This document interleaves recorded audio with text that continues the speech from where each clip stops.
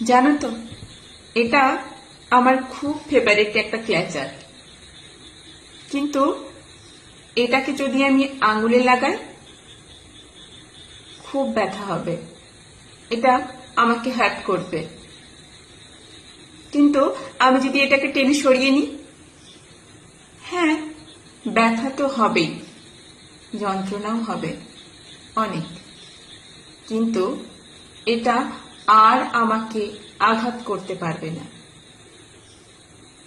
The moral of the story is, আমাদের আশেপাশে এমন অনেক টক্সিক মানুষ আছে যাদের আচরণ, আচার, কথাবার্তা আমাদেরকে হার্ট করে, যন্ত্রণা দেয়।